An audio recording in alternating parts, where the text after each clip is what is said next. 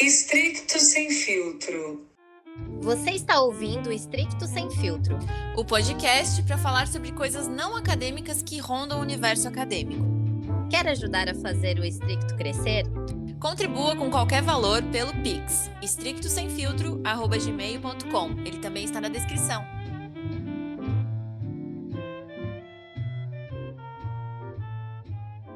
Oi, gente, eu sou a Alana. E eu sou a Anaína, e hoje a gente vai conversar com a Bárbara sobre um tema que é muito importante, muito urgente, e que a gente sempre ouve falar, mas meio que nunca consegue ler pesquisa acadêmica e científica de qualidade sobre isso, né? Que é o tema da mulher e academia, a questão do abuso como sofrimento psíquico. Já vou passar aqui para a Bárbara. Bárbara, quem que é você na fila da biblioteca universitária? E já conta um pouquinho para a gente aí qual que é o título da sua pesquisa. Fala para a gente. Então, boa tarde, bom dia, boa noite. Tanto faz. Para a hora que vocês estiverem escutando isso, na fila da biblioteca, que está abrindo, por sinal, novamente. Então, meu nome é Bárbara, eu estou há 16 anos dentro da Universidade Federal de Santa Catarina. Muito tempo, meu Deus. Velha, né? Sou formada em ciências...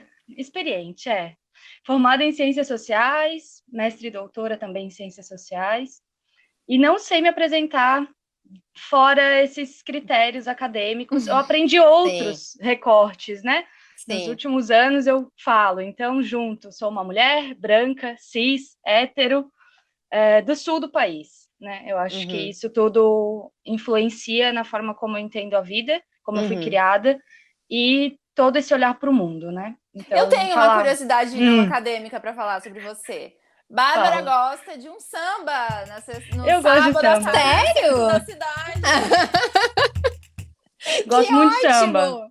Tá aí uma informação, então, que não é a formação universitária. Ótimo. Eu tenho um hobby também. Eu monto quebra-cabeças. Aqueles de 5.000 peças, 6.000 peças. Amo um quebra-cabeças. Tá, mas é a curiosidade que não quer calar. O que você faz depois que montou? Então, tô no primeiro, que é grande, assim. Ele tem 1 metro por 1,5. Ele vai virar quadro, né?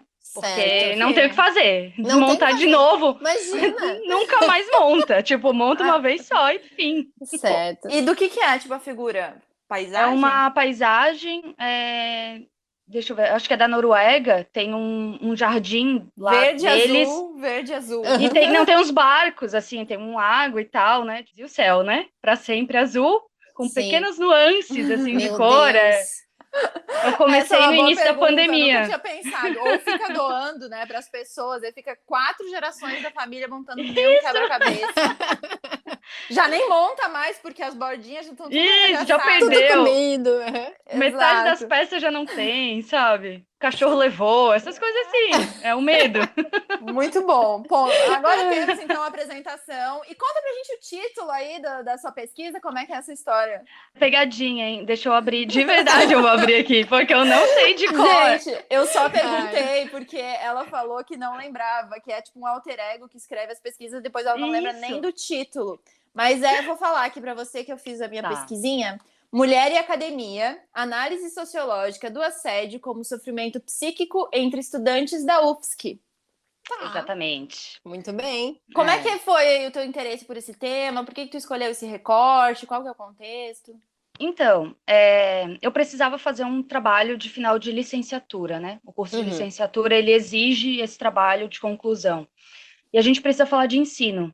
Então, algumas pessoas falam sobre o ensino médio, sobre dar aula de sociologia para o ensino médio, ou falam de uma sociologia da educação mais abstrata. E eu decidi... Eu ia falar sobre o meu tema de doutorado, que era cirurgia bariátrica. E como o Facebook, ele é um espaço de educação não formal, né? Essa era a minha pegada. Mas daí o professor da disciplina foi lá e cortou minhas asinhas e disse, Bárbara, não dá. Você não pode falar de Facebook, porque é sobre educação. Eu provei que podia, mas daí já era tarde demais. E daí fui convidada pela professora Sandra para fazer parte de uma pesquisa. Ela é uma pesquisa guarda-chuva, digamos assim, dentro da universidade inteira, que é o sofrimento psíquico entre estudantes da UFSC. E ela a professora estuda muito mais uma sociologia da saúde bem crítica, né? Uhum. Ela que faz a crítica à medicalização da vida, a essa patologização do sofrimento, né? Então, ter que dar nome e ter um código para ansiedade, para depressão, para tristeza. Então, ela tem esse olhar já bem crítico. Mas eu Uhum. não sabia muita coisa, né? Não é meu campo de estudo falar sobre sofrimento psíquico. Mas eu ia achar alguma coisa, assim. Eu entrei na pesquisa dizendo, ok, vamos ver o que vamos. Eu vou primeiro entrar, ver o que já está sendo feito, e depois eu vou buscar alguma coisa para analisar. Uhum. A ideia inicial era falar de sofrimento entre estudantes de ciências sociais, né, Sim. da minha área. Só que depois das primeiras entrevistas que a gente fez, o sofrimento vinculado ao assédio moral pipocou, assim. A gente tinha, Bombou. acho que 7 entrevistas feitas, e nas 7 tinha alguma coisa vinculada à violência de gênero, né? Que a gente Isso foi pode chamar isso foi uma fase, assim, exploratória. pesquisa, professora. Essa foi a Tá. segunda etapa. Tá, Foi uma, tá. a Uhum. pesquisa já estava sendo desenvolvida. Certo. Eu entrei nessa parte já das entrevistas e eu colaborei com as entrevistas, e eu poderia daí usar todas as entrevistas, né? Uhum. A equipe fez 38 entrevistas. Para esse trabalho final eu usei 13, mas ainda a Uhum. gente tem muitas entrevistas a serem 13? pois é. Nem vou dizer que estou de vermelho. Eu também. Mas só não passou, assim, né? Ups. Bom, Subliminar. 13 entrevistas, então, utilizou 13. Dessas, porque foram as que mais chamaram atenção sobre violência. Não só violência sexual, mas violência, essa moral, né? Um assédio moral, de o tempo inteiro negar as pesquisas, silenciar dentro dos grupos de WhatsApp, não chamar para reuniões, dizer que tu tá gorda, e se tu é estudante de educação física não pode ser gorda, ou se tu é estudante de nutrição tu não pode ser gorda. Esse tipo de violência que todo mundo sofre, ou a grande maioria sofre, e nem dá nome, porque a gente não entende como violência, né? A gente diz que isso é viver a vida acadêmica. Você tá na Sim, fala faculdade, que é isso assim mesmo, né? Exato, é assim mesmo. Tem que aguentar, né? Isso, é pra gente ter uma casca mais grossa, né? Tipo, a gente tá te ensinando a receber críticas, né? E isso gera um sofrimento Tem que enorme. aprender a lidar com feedback, né? Como se fosse isso. No fundo Como é se assédio, fosse um né? feedback. Exatamente. Tu sabe que só, puxando aqui um pouco, a professora Sandra, que a Bárbara comentou, ela foi minha professora, e na época não existia ainda nem o projeto, mas todo mundo sabe que eu passei por uma situação, né, de suicídio de um amigo meu, e na época eu tava tendo aula com ela, e foi a única professora. Eu falei com todos os professores, porque eu tava assim com uma urgência muito grande de poder falar sobre aquilo que tinha acontecido, porque eu tava muito confusa, assim, porque tinha sido um suicídio, e foi no meu grupo de pesquisa, eu tinha passado situações ali dentro daquele grupo de pesquisa também, né, com aquelas pessoas que caracterizam assédio. Mas também quando foi divulgado, porque o suicídio ele é sempre divulgado meio assim, infelizmente nos deixou ontem, como se fosse assim, parece que tu não pode falar sobre isso, é extremamente, esse silêncio assim é desesperador para quem tá tentando formular um luto e tentando nomear isso, né? E a professora Sandra foi a única que ouviu um pouco, assim, que ouviu e comentou algo, sabe? Que foi realmente uma escuta que, então antes mesmo de ela fazer o projeto, a gente já consegue identificar como é raro isso, né? Dos professores, das professoras e dos colegas e de todo mundo tá apto para ouvir esse tipo de sofrimento, né? Sim. Naina, e ainda vou um pouquinho mais longe, porque a gente, nessa temporada, né, nosso primeiro episódio foi sobre blogueiragem acadêmica. E tem uma discussão entre nós duas, né, ultimamente, e eu já externei isso também para os meus seguidores, que é essa sensação de Instagrams acadêmicos falando assim, olha, tá na hora de vestir a roupinha de adulto. Olha, tá na hora... E assim, nós mesmos estamos estimulando, assim, essa casca grossa, entre aspas, mas até que ponto que é isso mesmo, sabe? Porque isso na literatura, se vocês buscarem, né, se a gente busca sobre sofrimento psíquico em universitários, tem pesquisas desenvolvidas, principalmente na área da psicologia, tem da área da sociologia, mas sempre vinculando com isso. É um sofrimento porque você muda, normalmente você muda de cidade, você vai morar sozinho, então você já tem uma ruptura para essa vida adulta, e isso gera já certo sofrimento. E daí os assédios, eles aparecem lá, no meio, mas nunca falado o suficiente. Da mesma forma, quando a gente busca as pesquisas sobre violência sexual dentro da universidade, não tratam o sofrimento. É como se o sofrimento tivesse embutido na violência, né? É pressuposição, assim, não se fala de quanto você sofre, de quantas noites você não dorme. Eu tive, ano passado, uma crise enorme de ansiedade, eu acho que até já comentei com a Naina, onde eu tinha tanto trabalho e eu entrei num ritmo alucinado de dizer, não, dava meio-dia, eu dizia, não, vou terminar esse texto aqui, esse artigo de ler, e já vou comer. Daí vinha um e-mail, e aquilo ali me acionava, eu tinha que responder o e-mail. Daí eu dizia, não, vou voltar para o artigo, porque eu só vou comer depois do artigo, né? Depois do e-mail. A Alana tava assim hoje. Ai, meu Deus. E daí eu tanto. E eu fiquei nessa, guria, é assim, ó. Eu fiquei dias. Daí um dia eu parei e eu disse, meu Deus, quanto tempo eu tô sem tomar banho? Porque eu tava nessa coisa de comer uma vez ao dia, quando eu já tava quase desmaiando. Era 5:30 da manhã, da tarde. 5:30 da tarde eu tava lá, tipo, desde jejum. Antes de começar uma aula que eu tinha que dar a aula. Daí tu dizia, sabe? E daí eu só quebrei, né? Tipo, teve um dia que eu não levantei da cama, tive que buscar ajuda de fato, né? Porque eu tive que parar. Meu corpo deu todos os sinais. E daí isso a gente não fala, né? É meio, não, mas é uma força-tarefa para esse evento. É uma força-tarefa para entregar no prazo, sabe? Faz parte do trabalho intelectual, você tem que abdicar de coisas. É como se... Parece, tem uma nuance, né? É uma linha, assim, muito tênue entre... Realmente existe algo do trabalho que não vai ser só prazer, e isso existe, né? Faz parte, né? A gente sempre vai fazer uma e outra coisa que a gente...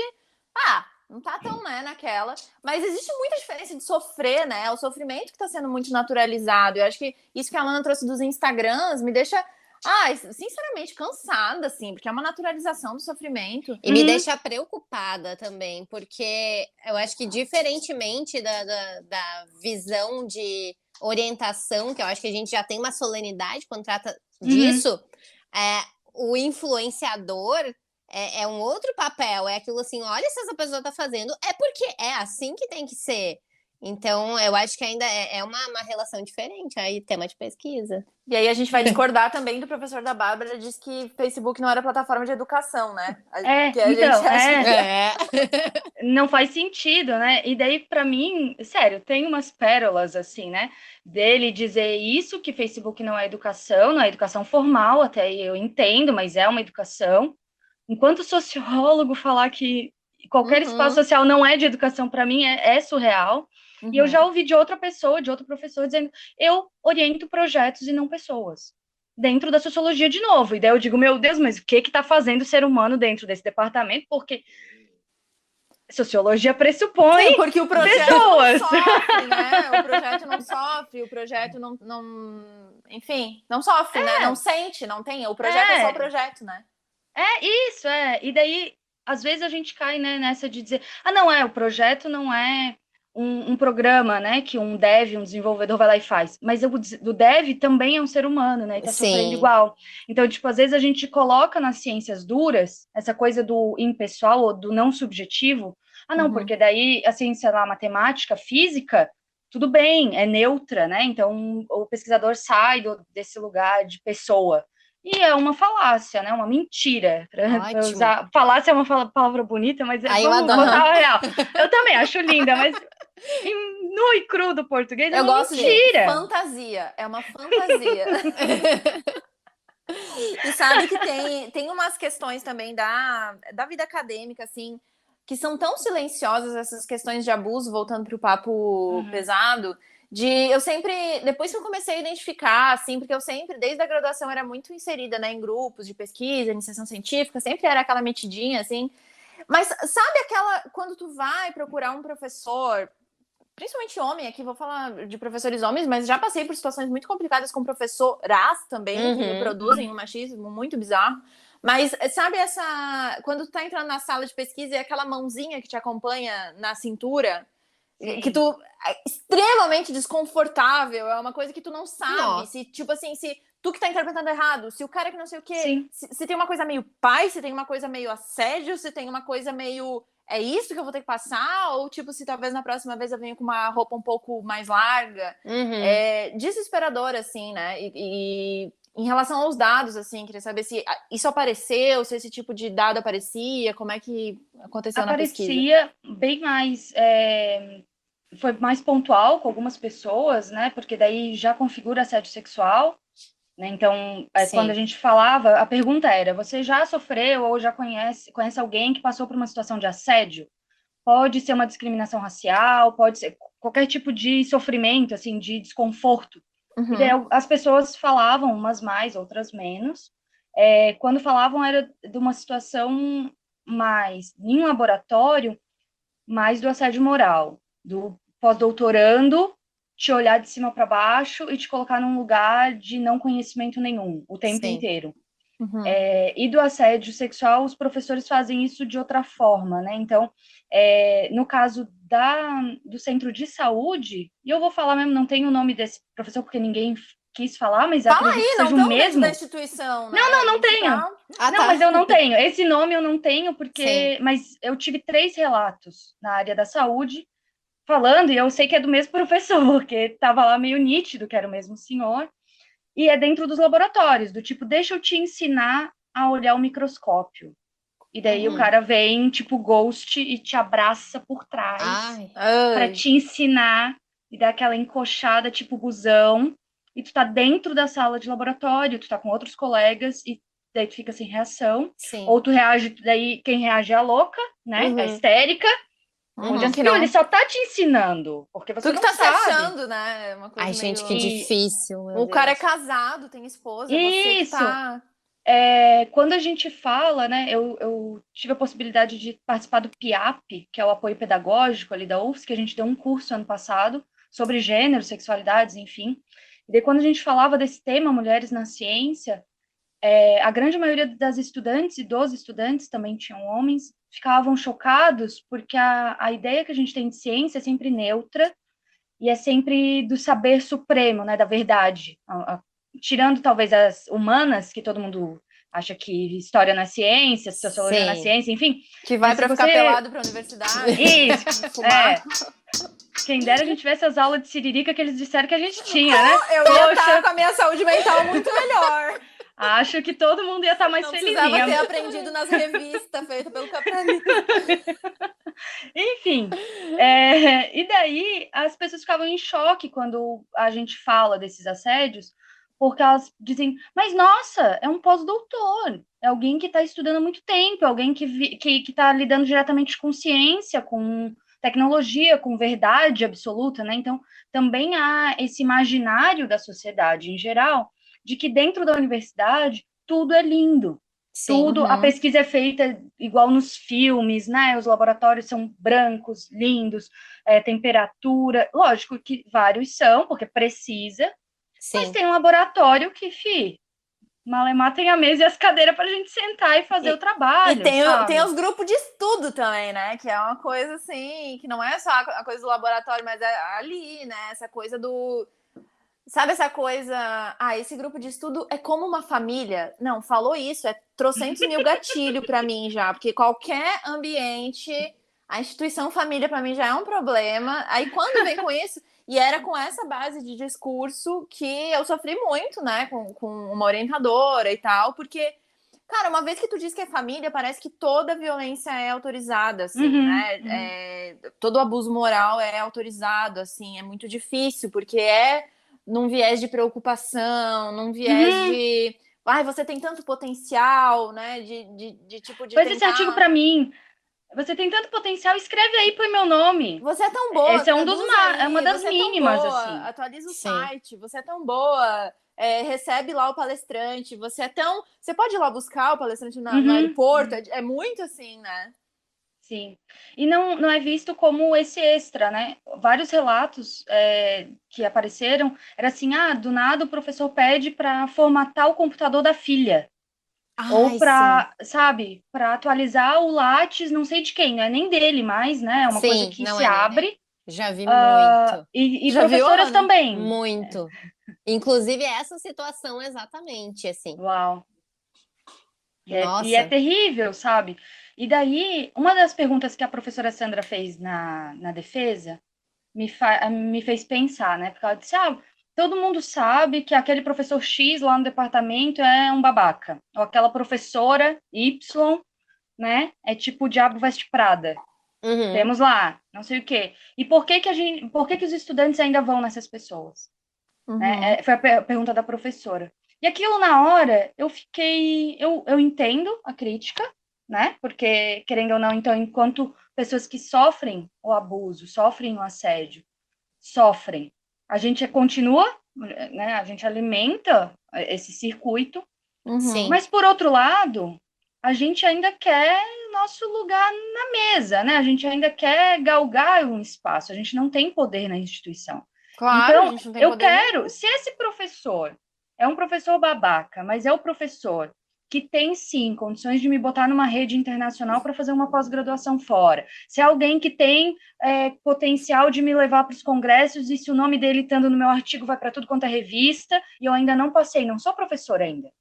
Eu, às vezes, me submeto, às vezes mais consciente ou menos consciente, mas a gente diz, vamos testar, vai que comigo ele não seja um babaca. A gente sabe previamente que vai ser, mas a gente testa, porque a gente não está num lugar de poder.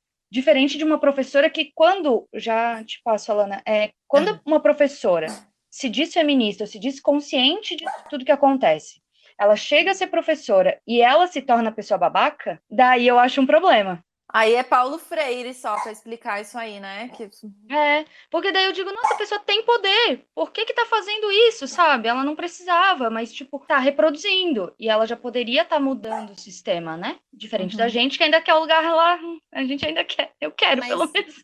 Mas, Babi, assim, agora o que eu tô falando é muito feeling, tá? Mas eu percebo que quando a gente tem uma relação tranquila com a orientação, acho que é o meu caso, é o caso da Naina também. Agora? Sim, meu também. Não, mas exatamente, quando a gente tem essa relação, quando a gente escolhe uma pessoa, ou fecha, né, uma dupla com uma pessoa que é tranquila, que é humana, que assim, gente, tá tudo certo. Normalmente, isso tem um lado que a produtividade não é a mesma do que com o professor abusador. E é assim mesmo, isso eu tô falando total feeling, mas assim, isso se configura assim mesmo? Eu não sei se é produtividade, mas no sentido desses lugares que a gente pode alcançar ou não. Por isso que é sutil, né? A ciência é um lugar que, se a pessoa não tem sangue nos olhos, não é competitiva, não é lá querendo fazer 20 artigos no ano, nananana, ela não chega nos lugares. Conselho do CNPq, não chega nesses lugares, entende? Em comissão do CUN na universidade, né? Nos conselhos maiores, onde ela tem um poder. Presidente de associação brasileira de coisas e tal. Concurso mesmo, né? Isso. Então, normalmente, junta as pessoas que mais oprimem, sendo essas pessoas que estão no lugar de poder, porque justamente porque elas usam a máquina, entende? Perfeito. Quando tu diz, nossa, esse professor, eu conheço um professor aí, 25 artigos no ano, 25 artigos publicados, não eram no Trello, eram nas revistas. E daí tu diz, tá, algumas coisas. Será que o artigo é bom? Não sabemos, mas a priori passou por pares, a priori é bom. Às vezes não foi ele que escreveu tudo, é escrita conjunta com o estudante, e daí o estudante ele revisou, o nome tá junto, ele ganhou, né, os louros disso tudo, ou dá aula em vários lugares, né, tem várias disciplinas. Claro, porque tem uma equipe, porque tem vários estudantes no núcleo, e daí, tipo, o núcleo vai junto, faz as dinâmicas junto, carrega a caixa para um lado, cartaz para outro, faz não sei o que lá. Então, tem que ter, né? E não são todos os profissionais que vão depois valorizar a equipe inteira. Com certeza. Entende? De todo evento dizer, nossa, agradeço a equipe do núcleo, porque sem eles eu não estaria aqui. Sabe? Mas isso, assim, eu vejo, vamos de relato pessoal, né? Escrita de mim. Mas a época que eu mais estava fodida da cabeça era a época que eu estava mais produtiva, assim, produtiva no sentido produtivismo, assim, né? O Lattes estava bombando, tudo que era evento. Eu, inclusive, acordava cedo todos os dias para fazer yoga, dentro da lógica produtivista. Nossa, então, e foi quando eu tive, tipo, um tilt lá, e foi antes ainda da questão do assédio com a professora, foi antes disso, mas foi nesse contexto. E era Uhum. essa a aluna com potencial, sabe? Uhum. Aquela, porque eu fazia tudo. Eu era assim, nossa, Sim. eu amava, eu só queria que me dessem trabalho. Eu era assim, não, gente, pode me passar. E aí, teve uma coisa também que a professora Sandra comentou na tua defesa, que eu vou trazer pra cá, que me tocou muito, que inclusive eu desliguei a câmera um pouquinho pra chorar, depois voltei, que é a coisa de a pessoa, depois que ela sofre um assédio, independente de qual tipo, ela tem que, pra sair daquilo, ela muda, né? Ela muda, ou ela muda de espaço, ou ela muda de cidade, e foi o que eu fiz também, né? Mudei de tema, mudei de orientação, mudei de tudo. Assim, é muito, até carreira, expectativa de carreira. Uhum. Assim, foi realmente assim um fogo de tipo assim, meu, isso aqui não, porque eu tive, né, tipo, rede, principalmente terapia e tal, pra conseguir dar esse Sim. giro. Sim. Mas me deu muito trabalho, porque aí eu tive que me adaptar a um tema novo. Eu não necessariamente queria ter mudado de tema. Assim, eu sempre fui interessada por várias coisas, mas aquele meu tema eu teria continuado. E eu fiz todo um plano, assim, um planejamento mesmo, para durante esse momento de começar as leituras meio que do zero, eu ter algumas publicações ali para não ficar com um gap tão grande no meu currículo. Isso foi 2020. E aí, 2021 também, meu nível de produtividade caiu, né? Eu tive muito menos publicações. Foram, assim, prejuízos que eu sofri, né? E é claro que depois, se eu for fazer um concurso, vai ter ali... Eu tive uma baixa de produtividade muito grande. Tem a ver com várias coisas. Eu tô muito melhor hoje, sem, assim, nem, né? Não tem nem comparação, não é nem essa a questão. É só que a gente fica com ônus 4 vezes, assim, é uma coisa meio... Sim. Tudo cai no nosso, né? Sim. E a frustração, né? Porque também admitir que tu tá mudando, qualquer motivo, mas eu acho que esse tem um peso. Um é tu ter que admitir o assédio e dizer essa é uma das razões. Outra é tu dizer estou abandonando todo um trajeto até esse momento, eu vou abandonar e eu vou ter que me reinventar. Então, gera uma frustração também, né? Gera um sofrimento de dizer aquela vida que eu planejei há 5 anos e eu tava quase, eu tô abandonando agora, porque eu quero, entre aspas, porque não é bem porque tu quer, é porque tu não aguenta mais aquela situação. Mas na sociedade essa, né, e que a professora tão bem critica também essa sociedade neoliberal, vai dizer que é tua escolha. Porque se tu fosse um pouquinho mais forte, ou porque se tu desse a volta na pedra, né, ou se tu tivesse feito uma aula de coaching com alguém, tu teria conseguido, entendeu? Sim. E esse ainda é um dos principais causadores de sofrimento, eu acho, né? Porque daí, ainda assim, você tem que dizer que a justificativa é tua. A culpa do assédio é tua, mas também da transformação é tua.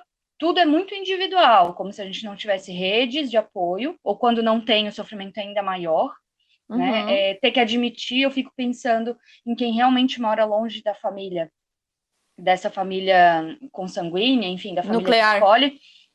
Talvez não a nuclear, mas essa é a família mesmo que a gente cresce, então a gente vai para a faculdade e se muda, e às vezes essa pessoa não quer admitir para a família que sofreu um abuso, que está sofrendo, que está pensando em suicídio. Suicídio é tabu por várias razões, né? E a mídia não fala, não sei se vocês sabem, mas até onde eu sei é por consenso midiático, justamente para não falar de métodos eficazes. Exato. Então você não fala do suicídio para não dizer que se jogar do 7º andar vai morrer, como se todo mundo já não soubesse. Olha que novidade. Que se jogar do 7º andar vai morrer. Exatamente. E daí a gente tem uma coisa ambígua, porque tornando tabu e não falando sobre, a gente não fala sobre as causas do sofrimento que levam uma pessoa a se suicidar. A gente joga pro individual. E daí Durkheim lá em 1800 e bolinha, tá? Vou falar dele porque amo de paixão. Durkheim já falava que o suicídio não é individual, que o suicídio é uma coisa, é um sofrimento que ele vem do coletivo. E da mesma forma, esses assédios, né? Tem uma moça que falou assim na entrevista, né? Eu fui falar com a secretaria, fiz uma denúncia lá na secretaria, mas, assim, eu não queria prejudicar aquele professor. Nossa. E daí, quando eu li, eu pensei, nossa, o que faz a gente ter isso, né? Ter essa sensação de que se eu falar o que aconteceu comigo, se eu expor o meu sofrimento, eu vou estar prejudicando outra pessoa. De fato, ela vai estar, né? Mas de botar em dúvida se aquilo foi um assédio ou não. Acho que esse é o primeiro ponto, né? Como é que a gente vai definir assédio? Ao falar da pesquisa, assédio é sempre essas situações de constrangimento, tá? Pode ser verbal, pode ser te tirar dos grupos do WhatsApp, pode ser não te mandar o e-mail, pode ser quando tu começa a falar numa reunião, cortar a tua fala. Até essa questão que a Anaína trouxe de botar a mão na cintura, isso tudo são formas de assédio, mas só configura assédio se eles são recorrentes. O professor um dia foi lá e botou a mão na minha cintura e não aconteceu de novo, foi um evento, isso não configura assédio. O assédio vai ser se esse cara, toda vez que me vê, vem me dar 2 beijinhos de oi. E eu não dei essa liberdade para ele, ele não é meu amigo, ele não vai pro bar comigo, ele não é uma pessoa com a qual me relaciono fora da universidade, então ele não é um amigo para me dar beijinho de oi, sabe?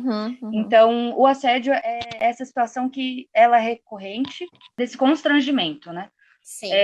Então, muitas pessoas diminuem a sua sensação para não prejudicar o outro. Então... E porque, desculpa te cortar, mas que essa coisa da frustração também tá atrelada, no meu caso, mas eu vi em outras situações também, porque a gente tem meio que uns crushes acadêmicos, né? Então, tipo, sabe aquele professor estrelinha, aquela professora assim, que tipo, pá... E caramba, assim, é uma coisa meio que E a gente é ambivalente, né, Bárbara? Assim, não tem como. Não é assim, eu amo, agora eu odeio. Isso pode acontecer ao mesmo tempo, é uma coisa meio assim. Então, até hoje, quando eu vou falar, eu falo com muito carinho, por exemplo, dessa professora, da experiência, mas com um certo, assim, pesar também. E depende muito do ambiente, né? Por exemplo, institucionalmente, ainda não me sinto à vontade para falar, não sei se é porque não terminei o doutorado, é uma coisa... é difícil, assim, é realmente muito ambivalente. Acho que parte disso de reconhecer, mas de denunciar, mas daí é uma coisa tão, assim... Eu acho que eu posso levar ainda mais uns anos para ter alguma coragem para falar de fato, sabe? Agora eu já tô falando, mas desse jeitinho, assim, sabe? E às vezes o denunciar não vai dar em nada, institucionalmente falando, né? Então, como que a gente vai denunciar? Nos corredores todo mundo vai saber, mas não vai dar em nada. E daí como é que fica? Tu pode passar ou por mentirosa ou sofrer todas as consequências do tipo não passar no doutorado, nem em concurso nenhum, porque essa rede de conhecidos de QI existe. Sim, e existe retaliação, né? E daí como é que faz? Então a gente também pondera. Sim. Mas a fala da menina, dessa mulher, né? Trazia um pouco essa questão do também não quero prejudicar ninguém. Sim. Né? O que me leva vamos dali? Puxando o negócio. Pode puxar. Porque eu acho que tem essa questão que também acontece, que apareceu, não nessa pesquisa, né, mas acontece quando a gente fala muito dessa pesquisa, que os professores e professoras não percebem que estão assediando moralmente, principalmente. Não, nada do que eu vou falar aqui é para assédio sexual. Mas a questão do moral, essas pessoas não entendem, justamente por aquilo que a gente falou, é sutil, às vezes entende que é ciência, aprendeu a fazer ciência assim. Eu aprendi, durante 15 anos, a fazer ciência, que ciência é neutra, que eu não falo das minhas opiniões, que eu não me posiciono. Até que eu fiz 1 ano de pós-doutorado com alguém fantástico que disse, Bárbara, é pura posicionamento, porque tu escolheu os artigos que tu vai usar, já é posicionamento. Escrever, então, tudo bem, porque tu já se posicionou antes, né? Na escrita é só uma consequência disso. E se tu não se posiciona, cada um lê do jeito que bem entende e pode usar isso, o teu trabalho, para coisas horríveis, e tu não tem mais o que fazer. Então, se posiciona é melhor, né? E então, assim, eu acho que o primeiro vamos dar é fala com a pessoa. Sim. Não processo sexual, né? Voltando, não processo sexual, mas processo moral. Professora, achei que esse tom eu não entendi, mas eu me senti mal. Se a pessoa realmente se preocupa com isso, ela vai parar para pensar. Eu sei de pessoas que vão dizer, não, mas não fiz isso. E elas negam. Daí, nessa situação, eu digo para vamos dar ali segundo ponto, né? Questão 2. Se a pessoa nega o assédio, ela nega que seja essa pessoa que oprime, que ofende, que humilha, conta para tudo quanto é coleguinha, né? E boicote no professor ou na professora. Eu acho que é aí o caminho. Porque para assédio moral, a denúncia, eu acho que ela é ainda mais demorada, se é que vai para frente em alguma instância. Começa a boicotar, boicota o núcleo, boicota a minha orientação, turma boicota o que tiver que boicotar. A professora, minha turma boicotou. Porque não pela situação que eu estava vivendo, mas inclusive o que aconteceu, porque ela foi racista, assim, numa aula, E aí, a partir disso, a minha turma ficou revolts. E aí, e eu também, obviamente, e eu fiquei muito revoltada comigo, porque a situação aconteceu e eu fiquei paralisada. Eu não conseguia falar nada. Era assim, uma coisa. Só fiquei ali. Eu só queria. Não sei. Não sei onde é que estava a minha alma. Não sei se existe alma. Mas estava em outro lugar. Eu estava só de corpo, assim. Eu fiquei paralisada e aquilo me assustou muito, o fato de eu não ter conseguido. Eu geralmente sou uma pessoa que nessas situações eu sou de ir pro embate, assim, sabe? sim. E eu não consegui. E aí, como a minha turma mobilizou muito, boicote, não sei o quê, daí eu pensei, realmente, assim, não é coisa da minha cabeça, veja bem, porque são muitas cabeças agora achando a mesma coisa. E me deu um gás, assim, me deu uma força para eu conseguir agir individualmente. Então é muito isso do coletivo, assim, tanto da repressão, né? Possivelmente a pessoa, quando ela sofre, se as outras pessoas não ouvem e tal, você também tá reproduzindo, você também tá violentando aquela pessoa, sabe? Se você vai ouvir e não ouve, ou fica fazendo piadinha, ou fica individualizando o sofrimento dela, você tá fazendo parte, sim, da violência, né? Mas o contrário também, eu acho que o movimento, ele também é coletivo, né? Sim, e várias mulheres falaram isso, né? Ah, depois que eu saí do núcleo, depois que eu fui na secretaria, eu descobri que eu não fui a primeira. Depois de ter tentado, depois de ter tido uma situação super horrível, daí eu percebi que eu não era a única, sabe? Até a cachorra tá revoltada. Ela tem que revoltar. Isso aí pode morder. Tá liberada. É a Poodle? Então, sempre. É sempre. Mas eu acho que é um pouco isso, assim, de a gente divulgar as situações, divulgar mesmo, até porque senão fica um telefone sem fio e as informações começam a ficar erradas, né? Ah, veio um professor ou uma professora de outro departamento, né? Foi transferido. Nossa, se a gente não verbaliza os porquês, por exemplo, viram essas lendas urbanas, né? Ah, foi expulsa. Ah, porque aquela professora é insuportável. Daí, tipo, veio para cá. E às vezes não. Às vezes é uma situação que foi de violência e a gente não sabe. Ou que foi um embate de egos, né? Que também é bem importante a gente falar disso. Porque estudantes são os que mais sofrem nesse embate de egos, né? E eu estava escutando outros episódios, né? E eu estava lembrando disso, que a gente normalmente fala que só estuda, né? A gente faz mestrado, doutorado, normal. E a gente não pensa enquanto trabalho. E essa é uma das dificuldades de se falar do assédio moral, porque a legislação e o assédio sexual fala muito mais da família, o assédio moral fala do ambiente de trabalho, e o estudo não está em lugar nenhum. E, na verdade, enquanto pesquisadoras, bolsistas, tadinhas, vocês, eu nem isso sou voluntária. A Ana não é bolsista. Eu não sou. Então era um ponto que eu ia trazer. Sofrimento total. Para mim também. Os casos estão mais atrelados à coisa da bolsa, porque a gente aguenta uns absurdos maiorzinhos, né? Eu acho que o bolsista se sente mais em dívida. Esses 1.500 pila. Nossa. Né? Simbolicamente, eles nos colocam num lugar de bosta. Exatamente. E a gente não pensa o quanto o sistema também é assediador, porque a gente não tem férias, diz que tem, né? Mas que me pergunto que doutorando tem férias, né? Porque daí tu pega as férias para botar os textos em dia. Vai escrever aquele negocinho. A Lana tinha um prazo de artigo pro dia 2 de janeiro, não era? Era pro dia 1º de janeiro. Gente, então. E daí, e o estresse que isso gera? Não, isso daí a gente finge que não é, porque a gente tá fazendo ciência por amor à ciência. Principalmente quem não tem bolsa, é por amor mesmo. Meu Deus, só por isso.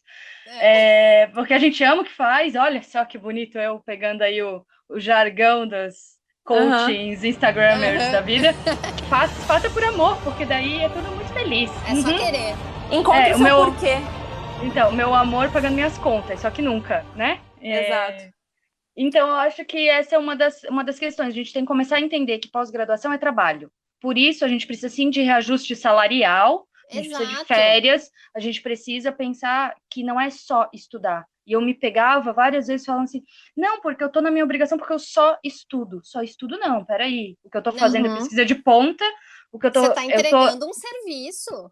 Exatamente. Intelectual. Brasileiro, que não é pouca coisa. E um serviço intelectual, não é uma produção de um produto para o mercado, que daí a gente cria até o mercado, se a gente quiser, né? Porque daí você cria o desejo pelo produto, você cria o produto e daí você faz, né? Tipo, uma coisa da demanda. A gente cria a produção do conhecimento. Dói a cabeça, literalmente, gente. Explode às vezes. Às vezes a gente dá uns tilt. E a gente não entende como trabalho, enfim, né? Amei. Eu acho que vamos para os quadros depois dessa. Quer Vamos. comentar mais alguma coisa? Bora. Não, era isso. Nada. Eu gostei muito desse fechamento da coisa do trabalho. Vamos lá. É raro, mas acontece muito. É raro, mas acontece muito. Eu acho que tem tudo a ver com o tema que a gente está falando hoje, que é o medo de fazer perguntas. E isso eu trabalhei com o pessoal no meu Instagram, esse tema, e falei justamente nessa linha do que tu acabou de falar, Babi, que é o fato de nós estarmos em uma relação de trabalho. E aí, normalmente, assim, eu recebo muito essa pergunta. Entrei no mestrado, e agora? E mais ou menos eu sempre dou a mesma resposta, que assim, a primeira é entender a regulamentação do seu programa de pós-graduação. Então, leia tudo, leia as portarias, leia as coisas, entenda o cronograma. E a segunda coisa é sempre entender o que é esperado de você. E por quê? Porque você está numa relação de trabalho. Se eu chego num emprego novo, eu vou falar com o meu chefe, com o meu coordenador, o que é esperado de mim, qual é a minha função, o que eu faço, me ensina, né? Como que eu vou ser avaliada? E a mesma coisa, eu acho que é totalmente justo que se pergunte na vida acadêmica. Você começou uma relação com uma orientação, quantas horas vão ser demandadas de você? O que é esperado? Por onde eu começo? Quais leituras eu faço? Como funciona o grupo de pesquisa? Até porque esse tipo de informação pode te dar indícios de continuar ou não com essa orientação, né? E uma não, desculpa, mas uma não resposta também é resposta, né? Por exemplo, Também. quais que são as primeiras leituras? A pessoa já fala, pronto, tua resposta é essa, vai achar outra pessoa para te responder isso aí. Essa não é a fonte, né? Exatamente. E aí, assim, com isso, entender como levar a sua pós-graduação com mais produtividade. Mas eu tô falando produtividade no lado saudável da coisa. É saber o que tem que fazer e fazer aquela coisa e não ficar flutuando. Porque muitas vezes a gente percebe nos nossos seguidores que a pessoa fica flutuando perdida, sabe? Mas muitas vezes ela tá perdida porque ela tem medo de perguntar. E assim, é totalmente justo perguntar, né? É totalmente, acho que aceitável, né? Então é isso. Babi.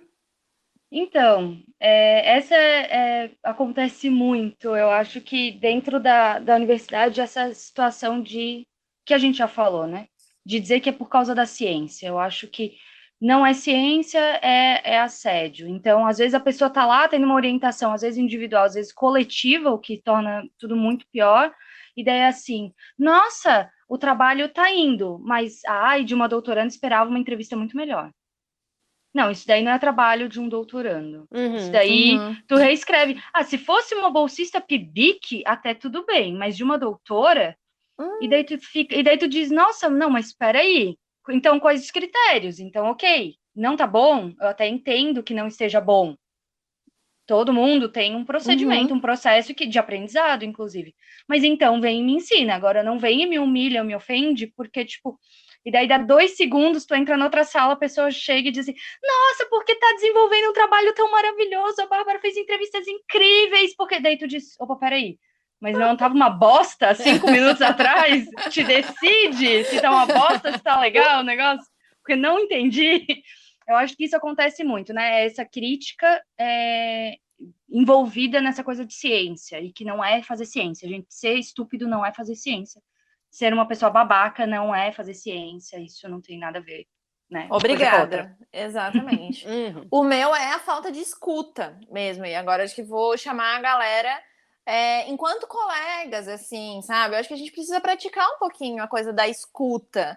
Quando alguém vem compartilhar uma situação, isso não é sobre você não precisa se proteger, você não precisa dizer como é que foi quando foi com você não precisa dizer que você nunca passou por isso, você não precisa dizer que você, quando passou, fez não sei o quê, foi na igreja, acendeu uma vela, ou não sei o quê. Acho que assim, a coisa de escutar é realmente só escutar.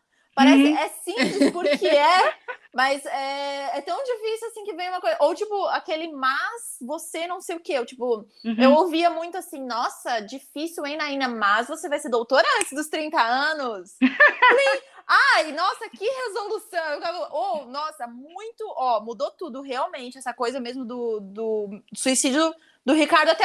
Esqueci. Porque doutora antes dos 30 anos. Então, assim, gente, não, escuta. E eu trago muito esse caso porque era bem explícito. Mas nas pequenas coisas, gente, eu acho que disso de. Quando a pessoa tá falando de si, ela sabe mais dela do que você sabe dela. Então só escuta, beleza? Colhe, vê o que tu consegue fazer, né? Pode falar. Tem uma situação só para falar assim, né? E não tem a ver com a pesquisa em si, né? Mas de coisas de corredor. É que quando a gente sofre assédio, principalmente quando é núcleo, né? Quando é laboratório, a gente não sabe com quem falar. Porque vão ter as pessoas que elas são muito parceiras desse professor ou da professora, e daí você não sabe se você pode falar com ela, se essa pessoa ela vai te ouvir, ou se ela vai te ouvir para depois ir falar para o professor ou para a professora em questão, se ela vai admitir que sofre assédio, porque normalmente é uma pessoa que vai sofrer também o tempo inteiro, mas ela aceita isso como parte do processo, né? Ela incorpora isso, e daí ela não te vê nesse direito de reclamar, né? Então, são situações que acontecem de a gente não saber com quem falar também, né? Com quem se abrir. Às vezes a gente tem que sair do núcleo, eu acho que esse é talvez uma dica, né? Sim. Sai do laboratório, fala com pessoas que estão fora, porque de dentro, às vezes, tu não sabe onde pisar mesmo, até tu saber, tudo bem, né? Tu não vai correr um risco assim tão grande, porque daí é bolsa. Tu saiu de um laboratório, às vezes tu perdeu o teu R$ 1.500 ali, que é só 1.500, mas é o 1.500 que paga as tuas contas, sabe? Então, é importante a gente também saber com quem falar, né? Tipo, ouvir, se mostrar disponível para escuta, para todo mundo que está por perto, mas também meio que testar e ver com quem que a gente pode falar, né? Perfeito. Agora vamos pro pode indicar. Pode indicar. Pode indicar. Agora vamos sair um pouquinho, né, desse papo pesado. Vou indicar hoje uma funcionalidade incrível. Ah, ok. Tá? Não, assim, é um aplicativo, na verdade é uma extensão para o Google Chrome, para facilitar a vida, para melhorar o desempenho do computador e para, assim, também aliviar um pouco aquela ansiedade de ver as notificações o tempo todo no e-mail, sabe? No númerozinho que vai subindo, que se chama Black Menu. Tá? A gente vai colocar depois no post com as indicações. É uma extensão, como eu falei, gratuita. Ali você loga todos os seus serviços da Google. Então, assim, você loga no e-mail, no Google Drive, no calendário, tudo. E ele fica um iconezinho ali na sua barra no Google Chrome. Quer dar uma olhada no e-mail? Você clica ali, já tá ali, tá tudo ali, não precisa também fazer login em tudo, não precisa perder tempo com isso, fica ali tudo salvo, então fica tudo prático e não precisa lembrar de abrir tudo todo dia quando acorda. E também ele não fica pingando as notificações o tempo todo. Sim. Então, assim, muito bem. super prático. Obrigada. Eu vou de filmes, mas eu vou manter o tema Mulheres na Ciência. Então, tem um documentário que chama Elas na Ciência, tá na Netflix. Em inglês, eu acho que é Picture of Science. Ai, que legal! E é um documentário que vai falar justamente sobre essas violências de gênero na universidade, nas universidades norte-americanas. E foi, assim, uma mudança de chave para mim, porque elas mostram como o tamanho do laboratório é menor para mulheres, como que elas não são chamadas para as reuniões, e elas usam análise de dados, elas vão fazer pesquisa, Sim. e elas dizem, todo mundo dizia que não tinha, a gente não tem dados, é um sentimento que vocês têm de serem excluídas, era o que diziam, e daí elas disseram, não, somos cientistas, então vamos mostrar com dados, e daí elas fazem a pesquisa, e elas mostram, e demonstram, e trazem gráficos e números, e tudo que tiver que mostrar, então é um filme muito bom. O da Marie Curie, óbvio, né, eu acho que Radioativo é perfeito, e eu acho que é Estrelas Além do Tempo, não lembro, das mulheres da NASA, acho que é perfeito. Eu amo. E traz a intersecção com raça, né? Sim. Acho que a cena, para mim, mais icônica é o tempo que ela demora para ir no banheiro e voltar por vezes, assim. Então, esse filme é eu ótimo acho que mesmo. eu acho que é um corte importante para a gente fazer. No início, quando eu falei, né, eu sou uma mulher branca do Sul, eu acho que é importante a gente perceber também os assédios na universidade acontecem com mulheres, jovens e, em maior número, mulheres que entram por ações afirmativas. Então, tá aí. É um recorte que é importante a gente pontuar e também saber, assim. E é um filme divino, gente. E olha que não são as professoras esquerdistas da UFSC, hein, pessoal? Então, assim, fica mais fácil pra galera conseguir compreender aí o pessoal. É hollywoodiano. É Hollywood aqui. Eu acho que Hollywood é comunista também, então. Gente, eu vou indicar um negócio nada a ver, mas que é fazer uma reserva financeira. Essa é a minha indicação, é só isso mesmo. Eu sei que a coisa é apertada, mas, por exemplo, agora eu fiz mudança, é tão bom tu ter ali um valor, tipo, referente a... Não precisa ouvir os gurus de finança, não, mas calcula teus gastos básicos e vai economizando de pouquinho em pouquinho para conseguir ter, tipo, uns 3 meses de reserva de emergência, assim, pra se der alguma treta, se der algum problema. Isso especialmente para bolsistas, porque eu sei que, assim, desde o começo do mestrado eu sofria com essa coisa de, o que eu vou fazer depois do doutorado? Eu nem tinha entrado no mestrado, ainda já tava... E daí, beleza, né? Meu caminho foi acontecendo, ok, mas isso é uma coisa, assim, que...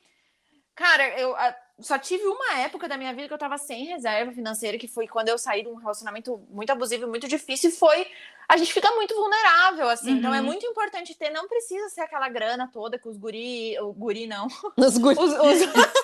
mas geralmente é homem, né, mas que os gurus financeiros falam, sabe, pode ser só uns 3 meses, uma coisa mais possível, mas não deixem de, tipo, se organizar financeiramente por receber pouco. É daí que a gente tem que se organizar. Quando a gente recebe menos, é que a gente tem que ter isso mais organizadinho, né? Gente, eu acho que o valor de uma cerveja dá uns 5 miojos. Vale a pena. Agora que tá voltando, a gente vai voltar a beber coletivamente. Não deveria, porque a pandemia ainda não acabou, mas vai acontecer. Então guarda pelo menos o valor de uma cerveja. Uma cerveja dá 3 miojos, ó. Uma cerveja por justíssimo. semana, exato. É uma coisa assim, pode parecer, vai demorar, sei lá, 6 meses para juntar o dinheiro. Beleza, vai lá. Se não começar agora, se não começar, vai demorar mais, né? Em algum momento vai precisar. E não precisa juntar metade do salário, né? Justamente isso. É o valor de uma cerveja, do maço de cigarro, sei lá. O que vocês... Qual que é a droga que vocês consomem? Qual o uso que vocês fazem? Talvez seja livro, quem sabe um livro. Mendeley. Compulsão, menos... Mendeley, faz na mão as referências. Então, Mendeley é grátis. Ops! E vamos dali. Vamos dali. Vamos dali. Vamos dali. Já deu. O meu Vamos já Dali deu. é muito parecido com o da Babi também, que era sobre falar, compartilhar, mas aí eu até vou um pouco além do compartilhar com colegas, que a gente já falou aqui, e para mim sempre funcionou muito, para mim sempre realmente, no mínimo, eu nunca passei por episódios assim, apesar de ter passado por uns episódios estranhos com mulheres. Isso, assim, mas assim, ok, tipo, passou. Sempre tive meu orientador como meu suporte para isso, né? Mas também eu acho que a gente pode aproveitar outros espaços para falar sobre isso, né? Eu acho que temos, falando já em Instagram acadêmico, temos várias pessoas dispostas a ouvir, a trocar ideias no Instagram também. Às vezes, daí podem surgir boas ideias, inclusive de ações. Isso já aconteceu comigo. Uma vez uma seguidora compartilhou uma dificuldade que ela tinha com... Agora eu não lembro se era orientador ou algum professor de disciplina. Eu compartilhei essa resposta e aí uma outra seguidora disse, não, mas você pode tratar isso de uma forma legal dentro da universidade. Diz para ela fazer isso, isso, isso. E eu disse e ela conseguiu resolver. Então, pensar em outros espaços também, né? Caso não seja possível ali onde você tá, em outros espaços para compartilhar. Até porque, né, normalmente uma dor compartilhada é uma dor diminuída também. Sim, e assim como... busquem pessoas que deem uma olhada, que realmente vão ouvir e que vão, porque assim como na instituição tem uns professores meio estrelinha, né, no Instagram isso também acontece, então cuidem, né, para não também se abrir para uma absurdos que a gente conhece. Sim. E o meu, vamos dar-lhe, começar a gente a questionar os tratamentos que a gente recebe, por exemplo, num grupo de estudo ali, tá acontecendo uma coisa... Aí, de repente, teve uma situação que foi um pouco incômoda, dá uma questionada, porque a gente tem muito essa tendência de naturalizar as coisas, né? Parece que é tudo natural, parece que tudo é assim, parece que tudo é uma coisa de interpretação. E às vezes não é, assim, essas microviolenciazinhas, né? Para a gente desenvolver a lente para olhar para isso, né? A gente não cresceu sabendo olhar, sabendo nomear, sabendo identificar, sabendo reconhecer, né? Sabendo que aquilo não é sobre a gente, é sobre a pessoa, né? O abuso não é sobre quem está sendo abusado, é sobre quem está abusando. Uhum. Então, para começar a criar essa lente, acho que nessas micro coisinhas e identificando para começar a nomear. E sempre lembrar de não replicar, né? Exatamente, gente.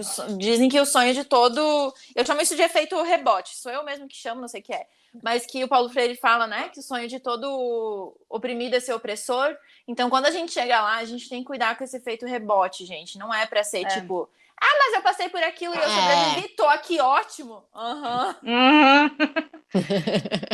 Tem uma notícia boa. Eu acho que para finalizar com chave de ouro é isso, né? As novas gerações que tiveram... Porque eu não tive sociologia no ensino médio, né, gente?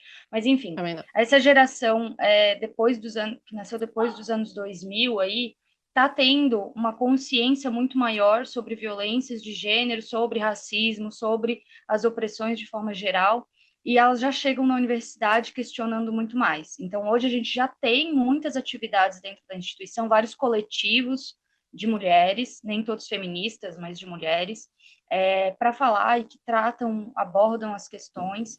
A gente tem um caso na UFSC, na engenharia, onde o professor pediu retorno como professor voluntário, e o coletivo feminino, né, o coletivo de mulheres na engenharia, conseguiu boicotar. Ele não entrou porque ele era um abusador, ele era um assediador, e elas fizeram toda uma movimentação e ele não voltou para a UFSC, né? Ele se aposentou e foi embora. Então, e tem o caso da UDESC também, né? Isso, tem um professor da UDESC que teve várias denúncias. Então, a gente está fazendo acontecer. O passo é o da sociedade, né? Que é devagar, mas que seja devagar e sempre. E cada vez mais a gente tem essa consciência, né, de olhar e reclamar, de olhar e não ficar quieta, porque eu acho que isso também é geracional, né? Então, estamos indo para algo bom, quer dizer, menos pior, eu diria. Sim. Tomara. Sim. É isso, temos? É isso. Obrigada. Até semana que vem, gente. Obrigada, gente. Bárbara. Até. Beijo.